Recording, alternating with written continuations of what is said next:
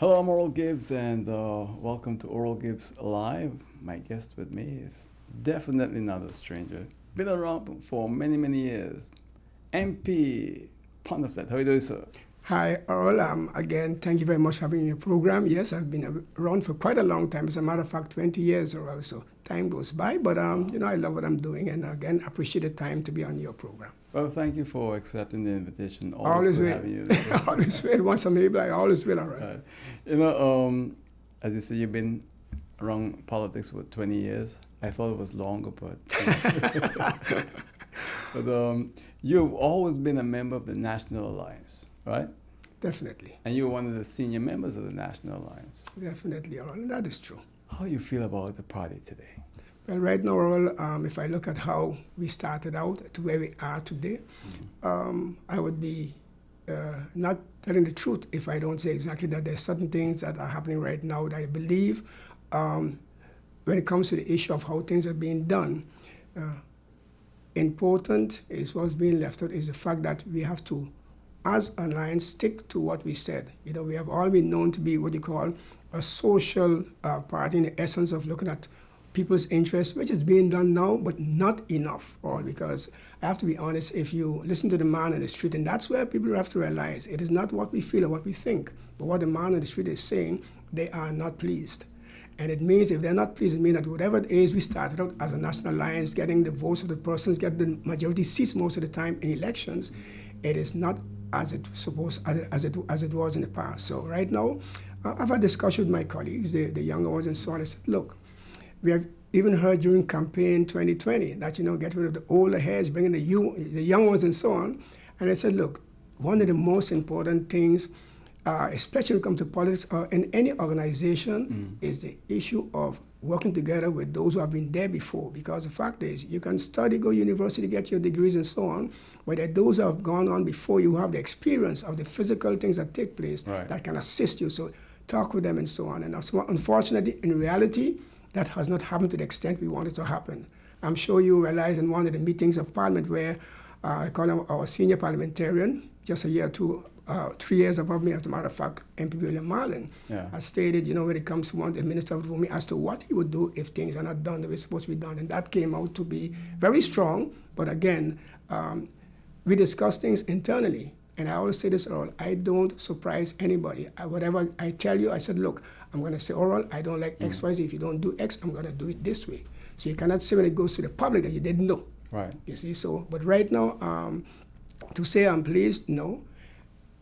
Also, in the defense, there are many things that have taken place. I mean, we had just came in a few years after Hurricane Irma, and then we have COVID-19, and now the war in Ukraine. So that has made things difficult. At the same time, though, it means that you should look at things differently and ensure that whatever decisions you take the people of St. Martin into consideration because they're the ones who have put you there. And as a matter of fact, every end of the month when you get paid, it is the taxpayers' money that is maintaining you. So we should concentrate on that. Okay? The National Alliance has been a very close, tight-knit party.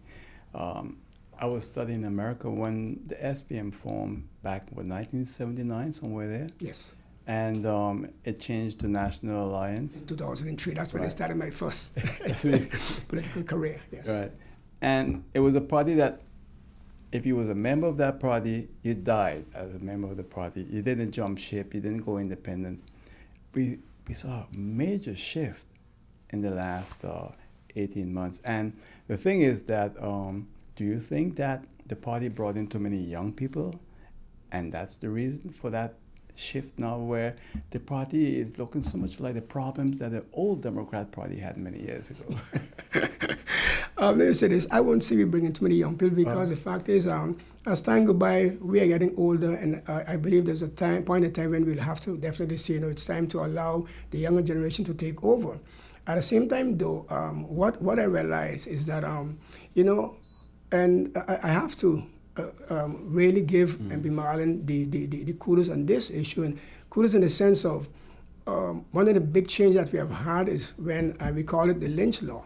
And I find it taking place more now than before, where because of that change, every man for himself and God for us all. And where we see that the younger ones are concerned, look, everybody wants to be elected, okay? But the fact is, right now, and I have to admit it, we are not as closely knitted as I would like us to see. Somebody say, but George, you're saying this publicly? Yes, because it is the truth, and the persons them who are following, they're looking and they're telling us the same thing. What is happening with you all? You all are not as united as you're supposed to be. You're not as strong as you're supposed to be, and that is not good, because the fact is we're in election year right now. And even though there are challenges that are being faced, it is not only St. Martin, it's all over the world. This is time for us to get our heads together. We had a Sunday, not we then, there was a Sunday Thanksgiving prayer service that was held, and the message in that service was, make us one. Make us one. In other words, let us unite as one in order to ensure that we work for the people of St. Martin. And that is what I want to see in reality, but we are not there as yet. Do you think that change that the late Mr. Lynch made also caused a big problem in St. Martin politics? Look, in the past, it was the leadership that decided who's number 1, 2, 3, 4, and so on. And it was based, I believe, basically on the potential or the professionalism of the candidate. So your position on the list that mattered at that time? At that time, it mattered, yes. But what happened is, based on the change, it became where the ones who get the most vote, no matter where you are on the list, you are the one can enter the Island Council at the time and now the Parliament. So that has caused many problems, And it's like a dog eat dog now. Yes, and that is exactly right. And unfortunately, that is what has caused not even our party, but other political parties, where you see the infighting and so on. Where instead of, for instance, let's say you did something in regards to infrastructure or education, whatever. Right. It's very difficult to hear another member of the same party say, well, hey, you did an excellent job publicly. You might say it in the group, but in the public you don't hear it. And I'm saying that's unfortunate. And that is why I personally all have come out myself for the last couple of weeks now. I've decided that, for instance, with the market, that I believe you saw on the front page where Minister Otley had a meeting with vendors. And but who was behind that? Now, you wouldn't hear it, but that is why I'm telling you now, and those that are viewing, in 2021, we're discussing the budget 2021, and an amendment was brought to the budget in which they were taking the 500,000 guilders from the market to put for road reconstruction. So I said, wait a minute, so what's going to happen to the market? That's behind closed doors. We had a discussion. Right. Minister Roger Lawrence was at the time Minister of Economic Affairs. I said, so what's going on? I said, because the market is in a deplorable condition. I mean, when it rains, the merchandise gets wet. They have the place to store their merchandise. Every day they got to unpack. I said, what is happening there? And he said, they have to get a plan. I said, okay, well, I need to see the plan or the drawing, whatever, because without that, then you can't, there's no surety that you're going to start to work on the market. Right. It was then in 2022, last year, when he said to me rather, because I'm the one that asked the question.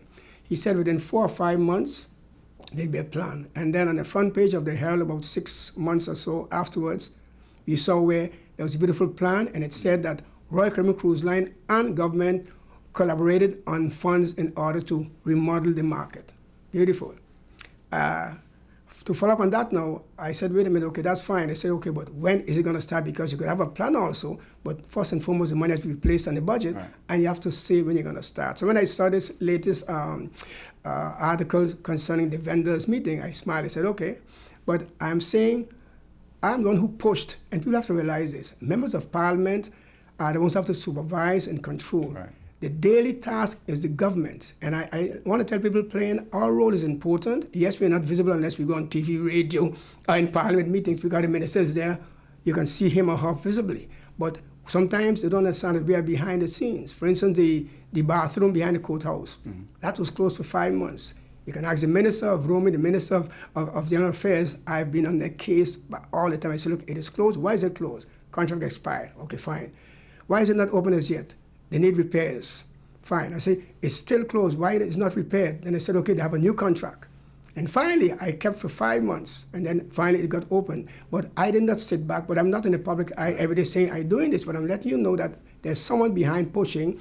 And I'm the one who definitely pushed. And my colleagues would know for themselves that even them, I said, guys, what are you saying? We are passing every day. What's going on? You see? So there again now, it shows that in this, the way it is now with the new setup, the lynch law, you got to fight for yourself.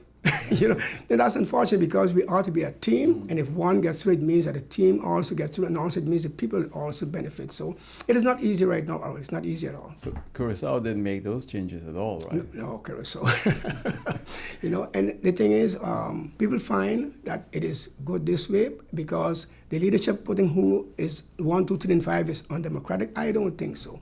I think leadership is responsible enough to know exactly, look, George can handle this or he can't handle it. And they put a person who are qualified and capable and trained in a particular area. I think that's how it should be. And if I see that the one is better than me, then I will just bow them because the fact is, it's not about the position. Can you execute the task? And for me, that's very important. You know, and I admire your honesty and frankness because most politicians are not like that. You know, you all lost a few members that became independent also. Mr. Emmanuel is going to be running with his own political party. Yes, It seems like this is going to be the mother of all elections now. This is how many mothers of you have, you know? The mother of mothers. Yes, exactly. I don't have a mother there because the whole issue is, yes, he left, and one of his concerns were, or his arguments were that he was not pleased with us joining the present coalition party right now. And unfortunately, that's interesting because right now he is finding himself where, you know, he's trying to, as much as possible, ally himself with persons who he would not have done so had it been otherwise. But the fact is, all of us entitled to our own opinion and so on.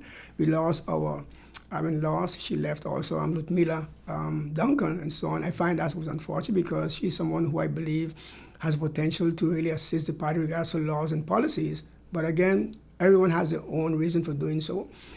We still have a good relationship, herself and myself, also MP Emmanuel, but of course when it comes to the floor of Parliament and the people, then I tell them plain, there are no friends, there is your professionalism and your job you have to do.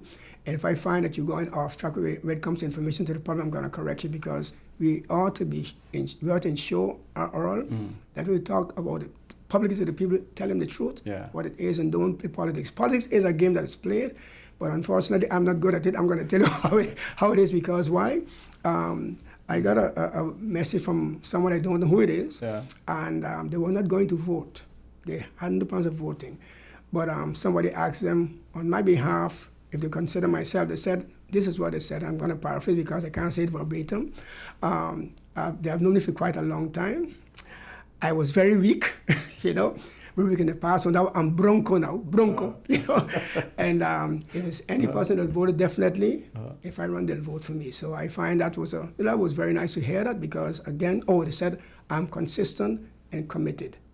That's the key, consistent and committed, you know. So, and that's who I am. And people want that because right now, man, it's so bad. And, you know, someone asked me a question on Saturday, and I don't believe it, but sometimes it's good to ask because people watch and listen to this program. We're on Hot 99.9 FM radio station, also on YouTube, Facebook, and everywhere, and TV Carib. So I think it's important still to ask it, although I don't believe it in a way. And I never really phrase a question like that. But some people are saying they saw a poster and the former governor is going to be man. But you missed one with Jesus Christ on it. You know, so I mean, that is politics, you know, I mean, so I don't know what the intents are. I think I know who it is, but I'm not sure because I might have thought wrong, so I leave that alone.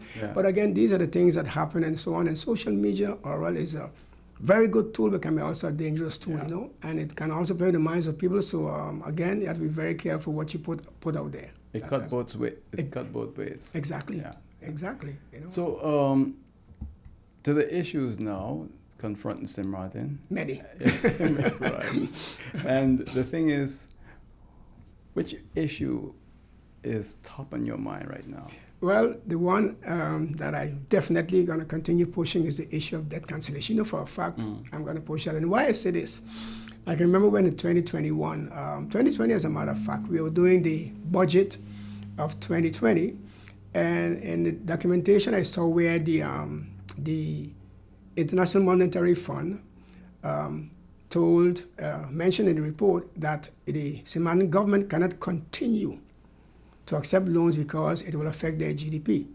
So based on that, I started looking at the document and realized, I said, wait a minute, we owe the Dutch government something like 1.2 billion guilders. And that's when I decided, wait a minute, how can we pay this? I asked the Minister of Finance at the time, and he said, we are making payments on an annual basis. I said, how much? He said, 12.7 million guilders. I said, wait a minute, you do the math, 100 years, we're still paying. So that's when I came with a motion in 2022, in 2021 rather, asking my colleagues in Parliament to submit a motion asking the government to, in their discussion, ask for debt cancellation. And from then, at first, people laughed, oh, that's not possible, it is their money. And Oral, whoever's viewing us now, please, it's not their money. You see, it is not their money. Because the fact is, if we are true to ourselves, when our forefathers, ancestors were slaves, they were never paid a cent. So if you do the math, you'll find out. As a matter of fact, I was listening to Mr. Rutendo last night. He's South African, I think, and he said something that really, I was not surprised, but when I heard the amount, it really got to me again. $40 trillion were lost by big banks and so on from US and Europe, but they got no kind of restriction. But we are the little small islands now, they come with a factor and so on, the Financial Action Task Force, and told us that we have to come with certain laws in order to comply with their laws. It's a matter of control. But back to the issue of the debt cancellation, I had a meeting on St. Martin rather, and Aruba, Curacao. We normally meet in a tripartite meeting before the actual meeting with the Dutch government takes place. Right. And Oral, they talk about everything, the dispute regulation, the coho and so on. I listen because my thing is, all of us can address the same issue. Right. My issue is, I'm going to address the debt cancellation. When I mentioned it, I found that Aruba owed the Dutch government, Aruba's debt rather was almost 6 billion guilders. Curacao, I don't know as yet, which is very strange. I know Curacao is paying 60 million guilders interest every year to the Dutch government. Interest alone. I said, you guys are crazy. And you want to talk about debt restructuring? I said, no, I want it to be canceled. So when we had a discussion, we went publicly now, Aruba was telling me, yes, we're talking about debt restructuring. I said, guys, hold on a while. Make sure St. Martin asks for debt cancellation, no restructuring. I said, let me make that plain. I said, because I'm not going to fight to pay back a debt that I know for a fact I can't pay. Right.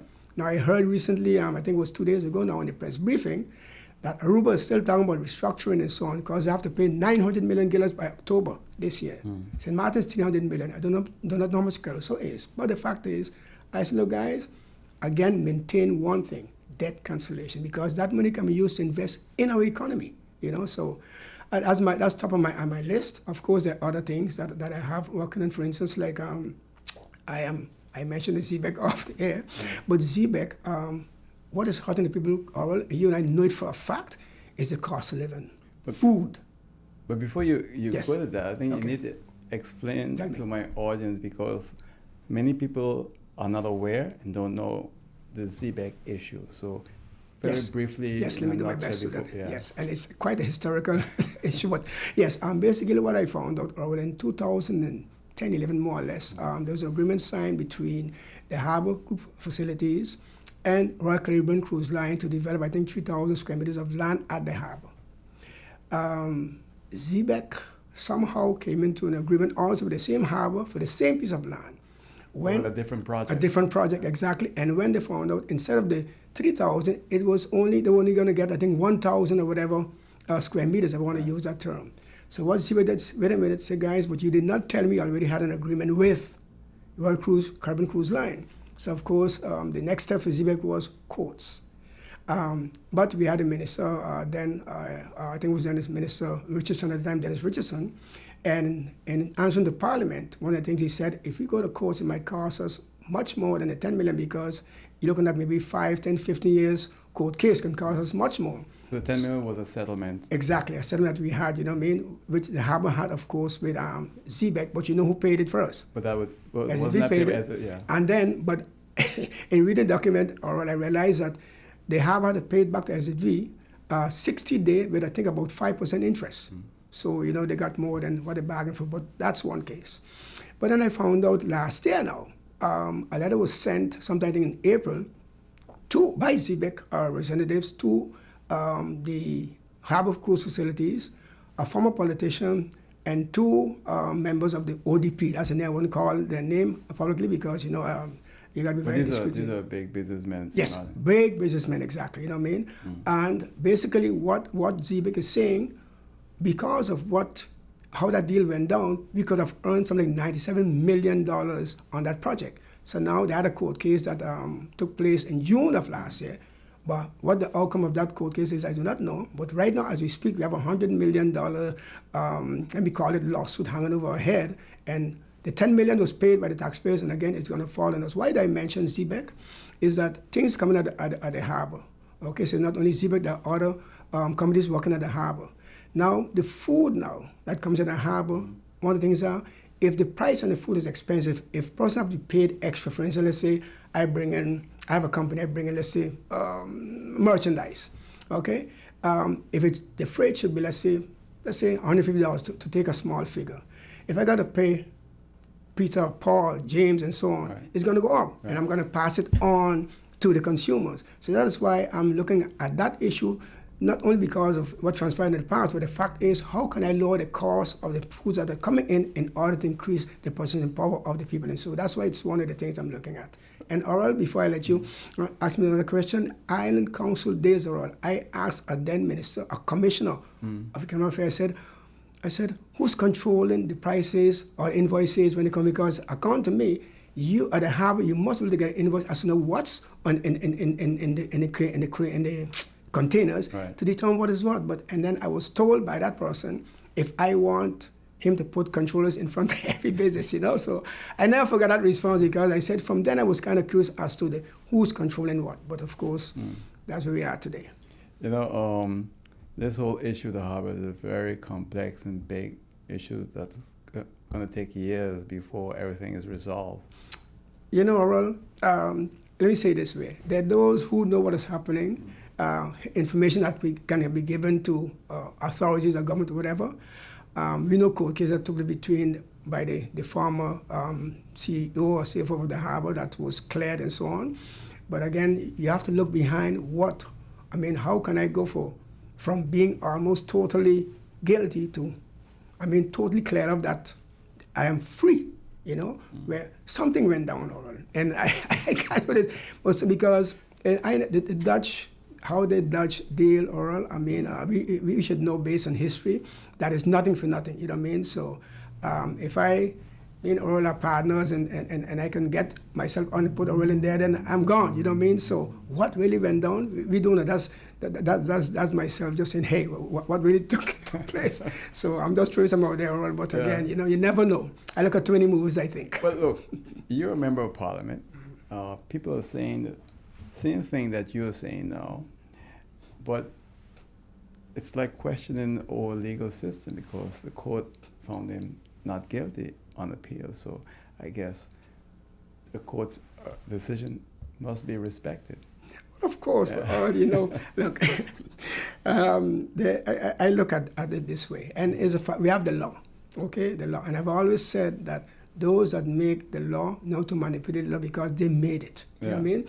And you and I today, on St. Martin and other countries in the world, because of the persons that put the laws in place, international laws, I have found myself in the past looking at international laws and saying, you have to comply with them. When you look at them, you say, wait a minute, it is not helping me. As a matter of fact, it's tying me down. Look at the banks right now. There are laws that are put in place right now that have banks. If you want to open an account, it's like, you're pulling teeth, you know what I mean? Right. And why is it done? Because why? Those that do the money laundering, those that fund the guns that go, to cause what you call chaos in our countries and so on, and especially in Africa and so on, those ones that are benefiting, but they want to ensure that you are looked at as if you are the criminal, whereas they themselves are the biggest criminals, you know what I mean? They're the one that send the conditions on you, and they're the one that doing all the violations. Exactly, and that's why I'm concerned about when we talk about United Nations and so on, because even the countries, for instance, there are sanctions on Zimbabwe, there are sanctions on Venezuela and Cuba and so on, because they are terrorists and they're part of money laundering and so on. When you go and look and see what's going on, you realize, wait a minute. But the ones who are talking about are the ones who are perpetrating. But then when you're dealing with the CIA and Interpol and those things, you're dealing with big guys, you have to be very careful what you do, you know what I mean? So it's all about the big countries and the powerful countries. Exactly. But that's where we suffer also, it's unfortunate. And so the coho that everyone was speaking about, it seems like it's going to be off the table now. Yes, definitely. I was fortunate. My wife, she's more up to date than I am, and so on. So she had same thing with me. got Instagram, and whenever something goes, she gets notifications. So for whatever reason, she given me right away because it started in Papiamento, So I took and I listened to the Prime Minister, Weaver Cruz, Prime Minister Gilbert Pisas from Curacao, our Prime Minister, and the State Secretary Alexandra Van Huffelen. And what it basically said, they were pleased by the discussions that were held, and now they can proceed and so on. And the Prime Minister of Curacao, Pisas, was almost in tears. I'm telling you what I saw, basically, and what he said, what was said, and it was live at the time. So lo and behold, now I'm getting a lot of complaints now the last couple of days, the last 2 days, concerning people are angry because of the agreement that apparently these 3 prime ministers, I was included, and the state secretary are happy about. So my response to them is, let me wait and see what it is all about, because it was said that the finalization will take place in March. So we in January, let us see what happens, because the devil is always in the details, and but folks are angry. So whatever it is they have seen or they know, I can't contest because I haven't seen any document as yet, but the discussion is, or the decision has been taken that the coho is off the table, because what it had in it was 3 Dutch European, I always say Dutch European because we are also Dutch, they would be in charge of the coho, and so on, and controlling actually our budget and everything. I don't know if I told you some time ago when I was when I had the IFCO meeting, when I asked this person was a professional, not a politician, from the Netherlands, and they were talking about the coho. And I said, basically, we have signed some agreements already based on Article 38 of the Charter, which are being worked on. The TWO, the Tijdelijke Werkgroep Organisatie, is also functioning. The packages are being worked on, reforms are being done. I said, do you see the necessity for a coho? And without thinking, she said no.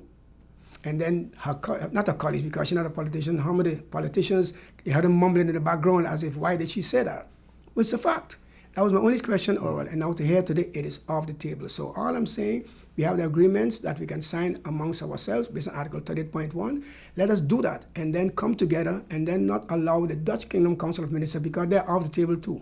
Before they had to send it to them, for them to decide, no, they're out of the table, so it is us amongst ourselves. But what discussion, what the details are, that yes has to be worked out, So I'm just waiting to see what happens where that's concerned. It's a pity because it's kind of like neo-colonialist when you look at it, and I think the prime ministers of the Dutch-speaking Caribbean islands, St. Martin, Curacao, and Aruba, should have never entertained it at all. That's true. That is true. That is true. You see, and look, when I heard about it, because I hadn't had a document as yet, some persons received it via and so on. But my main thing was, and when I got a chance to read, I said, look, number one is a kingdom law. The procedures for kingdom laws, Article 15 to 21 in the Kingdom Charter, Kingdom Council of Ministers has a final decision. Forget it. I said, secondly, we didn't come with it. I said, thirdly, I would agree to it if it is placed in a national ordinance where we decide how we want it to happen. So that was my 3 points. When I say my 3 points, Earl, I gotta say it here publicly because all my colleagues know those was my 3 points. Okay, you understand? That's what I said. That's my argument for saying forget it. Yeah. I didn't come with the law. It's a canon law. You know what I mean? I would not be in control of it, and also the process, judicial process, would be in favor of them. So I said no, forget it. So I'm glad it's off the table, but let's see what happens now the next couple of weeks. All right. In case you've just joined us, I'm Oral Gibbs. This is Oral Gibbs Live. My guest is Member of Parliament, MP George Pantophlet. We're here to speak with him on Hot 99.9 FM radio station. You can also follow us on YouTube, Facebook, and on TV Carib. And Mr. Pantophlet has been here many times, and we're always a pleasure having him on the program. But when we come back, we'll continue to speak with MP Pantophlet right here on Oral Gibbs Live. Please stay with us. Make use of web mobile banking with easy access and direct usage of face recognition,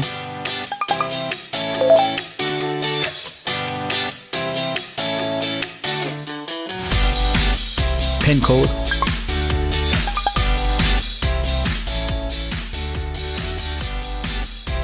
or fingerprint. Download WIB mobile banking app and make your transaction from anywhere at any time. For more information, visit wib-bank.net/quick-login.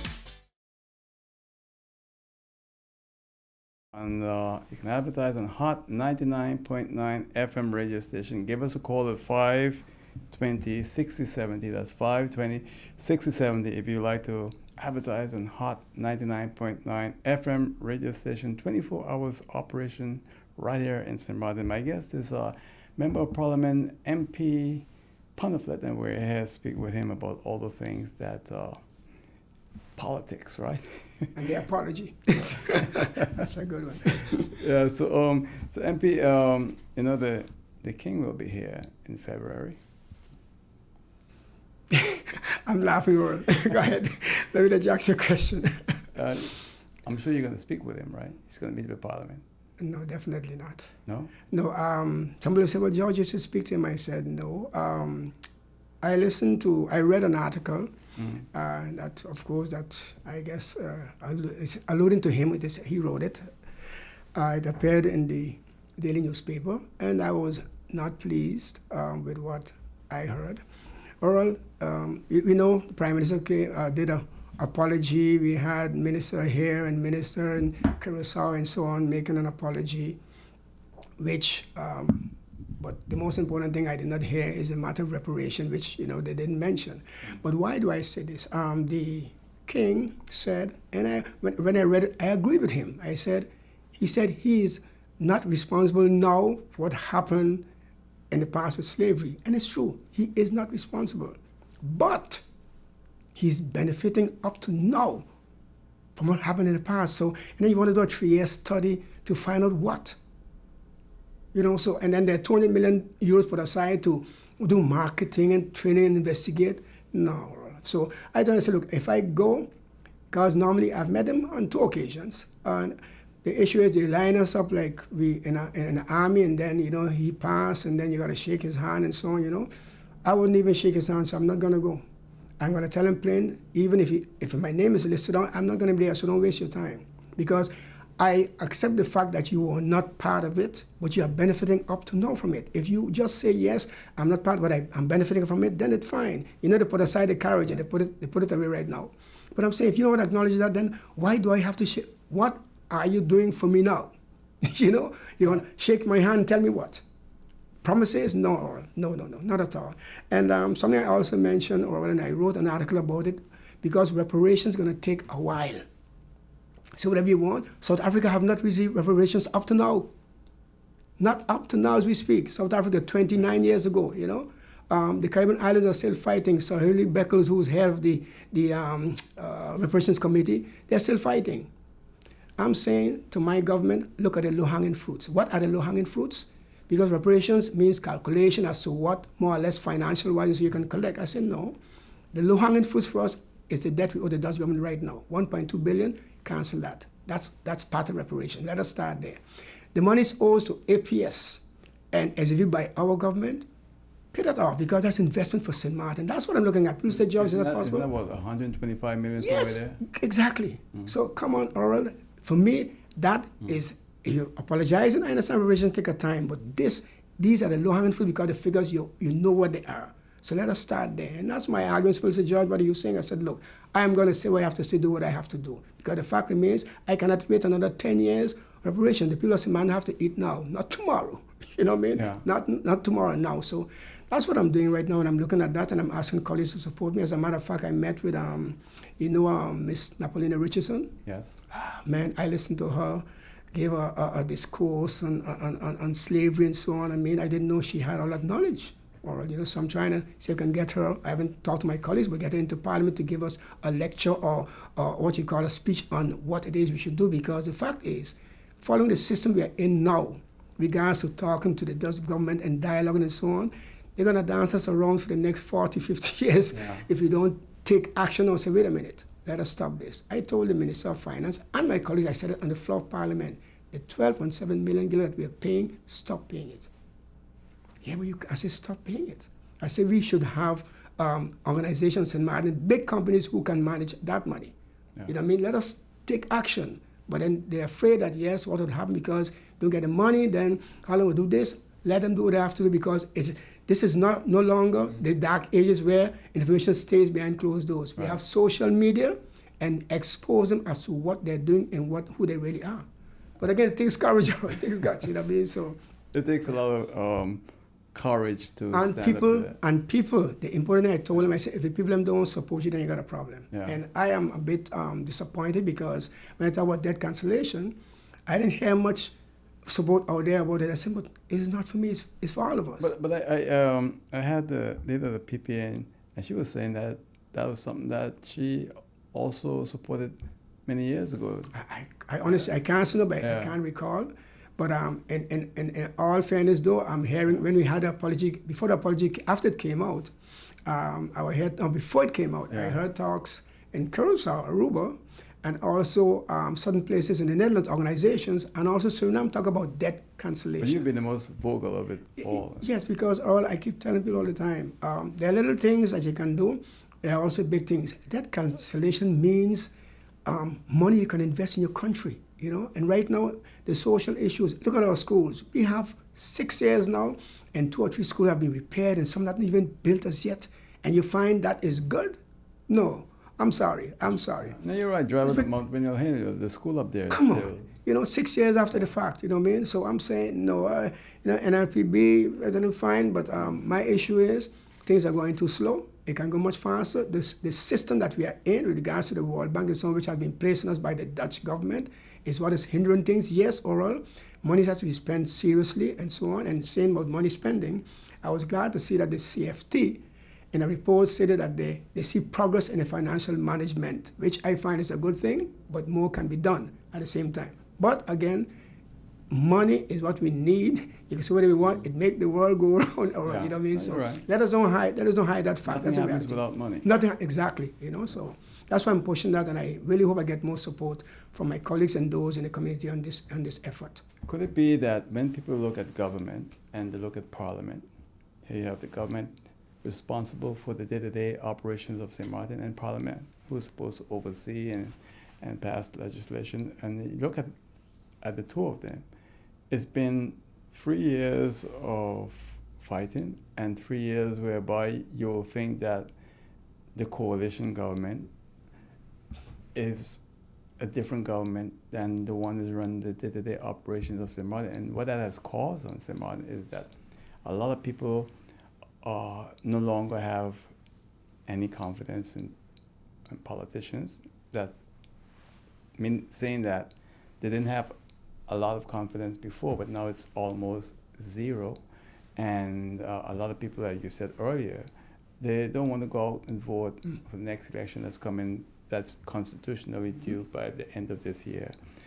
So what you have now is that a difficult situation and a void taking place on this island, that you might have elections and it might be the lowest turnout in the history of St. Martin. And that, to me, is also very dangerous. All that is more than dangerous. As a matter of fact, we have 7 political parties as far as they're going to be contesting the election. And what you said there, Oral, I keep telling my colleagues and so on, I said, look, I don't know about you, but I'm listening to what is happening out there. And people out there are angry. They're disgruntled. They don't trust us. I don't say they don't trust them because I'm also a politician, Oral. So I put myself in the same group of politicians that people don't trust us because why? You say a lot of things and then your behavior is differently, you understand? The issue is cost living is crazy. I mean, people can't afford. It's out of control. Man. Look, I went supermarket hopping Saturday before last. I just checked different 5 supermarkets. I like to buy the Quaker oats, you know. Try to keep healthy as much as I can. And all when I look, I realized that the price went within less than a month from $9.70, $11.20, $13, and when I checked the last place, it was $17.60. But again, you got to go around because when you look, there's some places that still sell it at a reasonable price, but you got to be going to 5, 6 to find out which one is the right one. And by the time you burn all the gasoline, if you have a vehicle, then the price is almost the same thing. So people are angry with us as politicians because they find we're not doing what we're supposed to do. And if you focus on people instead of, hey, you know what it is, what's in it for me? And Oral, unfortunately, many that I've known has gone in with good intentions and so on, and once they get there, it seems that they change completely.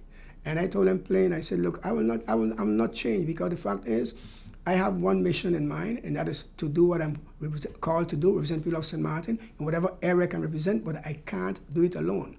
And if we're not able to form a team and say, wait a minute, these are the priorities for St. Martin, not my agenda, but what is in it for the people of St. Martin.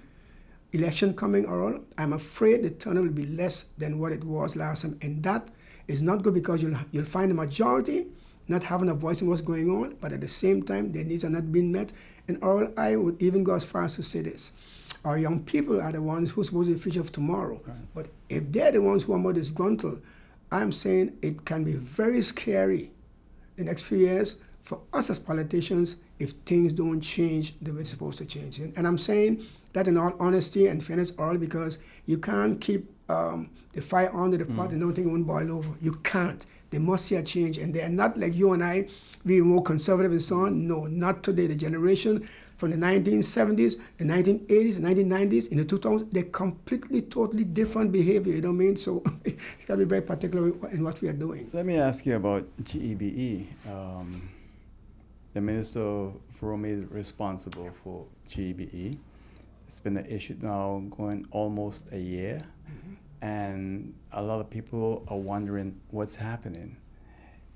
Are they keeping you as a member of parliament informed on a monthly or bi-monthly basis as to what's happening in GBE? Well, not bi-monthly really, but we had a meeting, I think was it October, November, I can't remember exactly what month, where they explained to us exactly. Unfortunately, oral, government finds itself micromanaging. You know, I can't remember, I think there's an interim right now. I think Mr. Washington is interim right now. He's in Washington right now. And he and the Prime Minister and so on, they're working in close collaboration as to what is taking place in GB. But GB definitely oral, and you are more experienced than me in that area for sure. They are not what they're supposed to be. They're at a place where financial-wise, people can say what they want. Oral, I have been paying my bill without paying my DP bill without a bill for quite some time. I'm telling you more, even before the hacking took place, you know. And I've continued paying every month, no matter, because the fact is, I said, people, when I go home, I said, my light is still on, my water is still running, so why shouldn't I pay? And then I can remember I was going to pay my bill about 2 months ago, it was November, yes. And one of the GB workers practically hugged me, because I guess they heard me in Parliament saying, guys, pay your bill, pay it, fix it later, but pay it now. She said, look, if you all don't pay, we can't get paid, you know? And then there was an issue where I don't know who we buy the oil from. They would know, I don't want to say, and then I make a mistake on that. But the company who they were purchasing the oil from said, look, no more monthly, we want cash up front, you know? So all I told you that GB financial-wise was not stable. I don't think, I'll go out on a limb here, I don't think they are stable as yet. So I believe it's important, and like you mentioned this now, I think it's good that we as Parliament get back to our Prime Minister and Minister of Women and say, okay, how are things now? Because the last time we met was, I think, was November, whatever, we're in January now. How are things? Because if you're micromanaging, which means you should be up to date as to what is transpiring at GB at this present moment. You know, GB is a good company, a lot of good workers in that company, a lot of potential in that company. I think too often politicians get in between and mess it up. You know, GB could have had a storage facility where they store fuel when it was cheap. They buy it on the world market and store it. And when the price go up, they can use it. There's nothing. Renewable energy, nothing. Everything you try to do to improve GB as a company, made it more competitive in terms of the changes in the world and energy. There's always resistance. We're seeing today now what's happening in that company. For years, I mean, when I was on the board, we were pushing for the prepaid meters where you can have the card and you can go in and do that. Carousel has that already. For years, Carousel have that. You know, if GB had that today, it would make it a lot more easier on the company. So, but they didn't anticipate this would happen. So there's so many things, and if the politicians would just keep out of GB, for 2 years, I think you'll see a remarkable turnaround, MP. I'm telling you. You see, because again, and you speak of the point of view of a professional who knows what it's all about, you on the boat and everything. And one of the problems we have all is, as you said, too much intervention of politicians into the organizations such as GB, the harbor, the airport, and so on. And we were told in the past, as far back as Island Council days, hands off. And the reasons we were told is because of what you just said. You see, and even though we're supposed to have hands off, of course, there are some of the companies that the directors believe that they are in control and the government has none to say. But we should have hands off yet, but not to the extent that we don't know what's happening in the company, because there's a shareholders meeting that has to take place. Right. Finances have to be submitted to government. So how is it that you should not be surprised as to what is taking place? But I agree with you. These companies should be run by professionals, you understand? And only where it comes to legislation, where government should be informed and so on, then government should be involved. But when it comes to running a company, it should not happen. But again, Oral, when I hear the outside interference of individuals and so on in regards to the fuel and how it can benefit and so on, contracts have to be signed to benefit. That is what is hurting the company. It is a good company. They are good workers. They work hard. They're professionals, But as long as we have this interference where politics plays a role or their personal interests that wants to be part of what's going on, then we'll have a problem. And I'm afraid that if we don't set up things in the right way, that's where the Dutch government, and that's where, as much as I don't want them to do them oral, when they put the pressure on us, once we can prove that we are doing the right thing, then of course we can have them interfering because we are part of the kingdom. And don't fool yourself. They won't mind controlling GB, the harbor, airport, They would love to do so, They're interfering in the Princess Juliana International Airport, and let me tell you, it's a disaster. Okay. You see, so they're not, in other words, whatever they're doing is not working. So what bothers me, MP, what really bothers me is to see that the political establishment in St. Martin sit down and watch the Dutch government, along with Brian Mingo, literally destroy Princess Juliana International Airport, bring all kind of bullshit to the people of St. Martin, and we just accept it. You see, and that is why, you see, we had a meeting one time in Parliament, and he didn't come because one of the things that I don't like, we cannot make them come to Parliament. Okay? There's a minister who wants to come to Parliament. What you said is correct. You can see exactly based on documentation what's happening, that for the airport itself, if you see, all right, I'm not saying that as a leader, that, you can't make mistakes and so on, but it cannot be that you are, let me call in this case, a leader over an organization and nobody has a good word to say about you, then something is wrong with you. You see? And when we tried to work on that, of course, based on the courts, you know exactly what it turned out. He was, let me use the word exonerated, and we were told, put him back there, otherwise X, Y, Z, and so on. And that's the threat that we got from the Dutch government because of what it is we're trying to do. And that I find is infringing on our so-called democracy. I think when you are afraid, and Brian Mingo, I said here now, Brian Mingo is afraid to come on this program. I've invited him many times to come on the program. He's not an enemy of mine, and I treat my enemies with respect when they come here. In fact, Brian is a friend of mine. His family is a friend of mine. But as a St. Martiner, I can't accept it anymore, that you're sitting there hiding behind the Dutch government, destroying this island in the name of who? And I promised myself I won't speak like this anymore, but it becomes really annoying when you look around this island and you see today, 2023, from 2017, but we had Hurricane Irma to now, all the different changes, and the airport is still lingering there. Come on. Come on. And that's why, I really use a term in Parliament, which I'll leave it alone for now, but to describe his behavior and so on, because, again, I don't have anything against anybody personally, but when it comes to the function, especially at the airport, and his behavior, and the fact that I tell my colleague, I said, why is he still there? But again, he's being protected by the Dutch, but it's at the same time, government have to grow some courage and say, wait a minute, look, this is what's happening here, and we should be able to remove him from there. Of course, by the supervisory board, they said. As a matter of fact, talking about that, there's some resignation that took place too. which I find is interesting, you know. So Quite interesting. the reasons why I don't know, so I'm gonna, of course, we'll have a meeting and find out. But the names that I saw was very. I said, well, wow, you know. What names you saw? No, the names are there. The names are there. You don't have to be afraid. No. I saw Etnel. I believe Keith Franca. But Keith was actually for time. Temporary, yes, right. Because his contract have ended in March. Yeah. He got it 6 months or a year to get Right, watch, you know, yeah. but he stopped now in March, you know what I mean? There's a name, I don't understand that name at all. Bosneka, I didn't. So that's one of them, that's 3. I think there are 2 others that I saw which was interesting, you know what I mean, and so on. So why they resign, only they alone know, but of course, I guess we'll find out later on what is what.